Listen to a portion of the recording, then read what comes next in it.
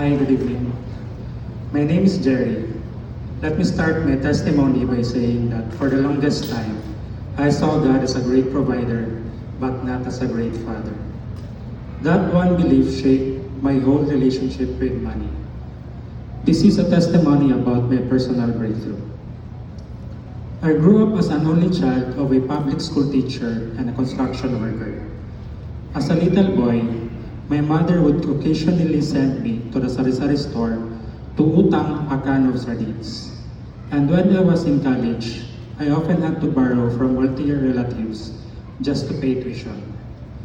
I learned early what it felt like to stand at someone's door and make myself small, hoping they would say yes. So I made a vow to never be that small, dependent boy again. But underneath that vow was a deeper wound. When I was 11 years old, my father left us for another woman. He was gone for about a year, and though he came back for good, that year left a scar. It taught me that the father who is supposed to provide and protect can leave us without warning. Without realizing it, I placed that belief onto God. I feared that God would abandon me too. So I promised myself to be successful and independent. After graduating, I took the board exam and became a CPA in my first state. Then in 2017, I learned to trade stocks, crypto, and forex, thinking of it as my path to security. And in 2021, I became a millionaire. Somewhere in the journey, the blessing had quietly become my God. My security was in the number, not in the Lord. And so God, in His mercy, allowed me to lose it all. From zero to million, then back to zero. The terror underneath was the old wound opening again. The feeling that I have been abandoned again. I lost everything just weeks before my first son was born. I was too ashamed to tell my pregnant wife. Only in the car on the way to the hospital, I did tell her the money was gone. We had planned to give birth at Broken Chair, which would have cost over 100,000 pesos we no longer had. At the most important moment of my life, I stood empty-handed. Then God intervened. For some reason, Broken Chair was on a lockdown, and we were transferred to SPMC, where through the zero billing program, our son was born at no cost to us. God knew I could not provide, so He made a way. Then I looked at the son God gave us. I could not fathom the idea of living. And I asked myself, how could my own father leave me? I could not answer it. I only knew I would never do it. Sorry.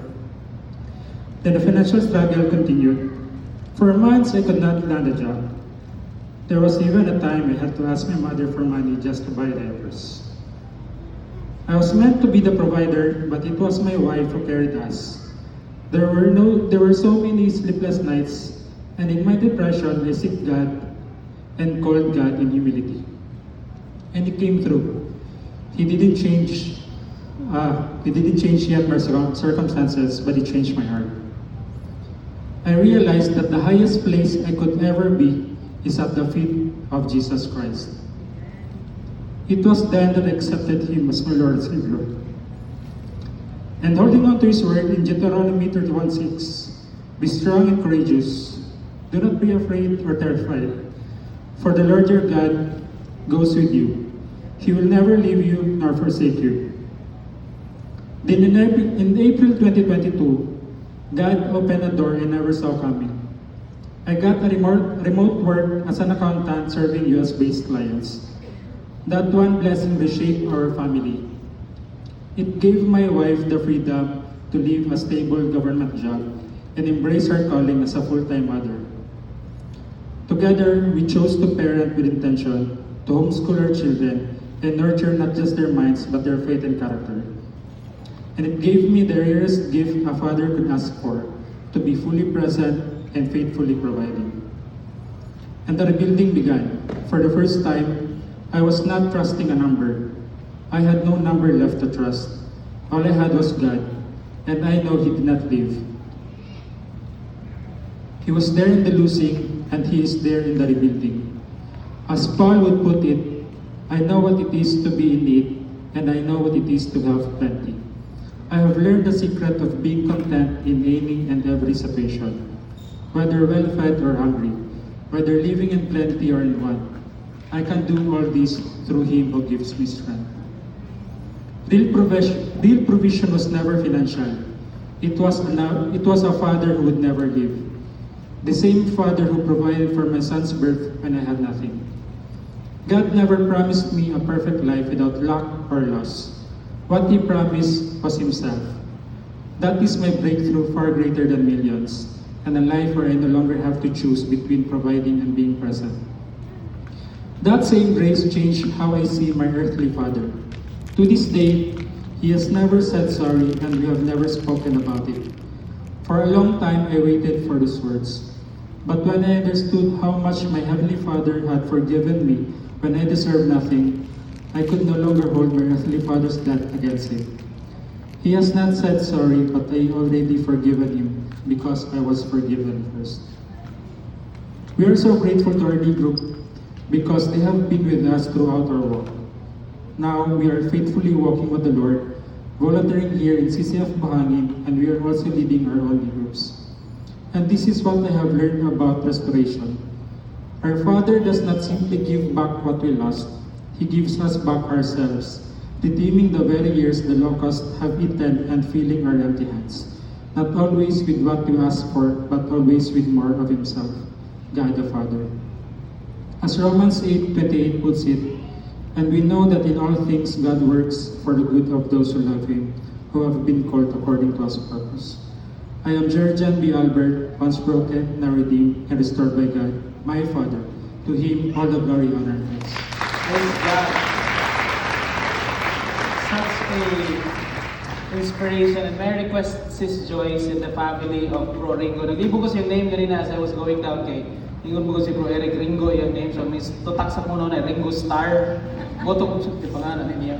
May I also ask the D group leader Bro Eric and Sis Great to please come up. And may I just invite everyone, can we pray for Bro Ringo and his family? Let's pray. Father in heaven, Lord, we are so grateful for the testimony of Brother Ringo. We praise you, Lord God, of how you have brought him into humility.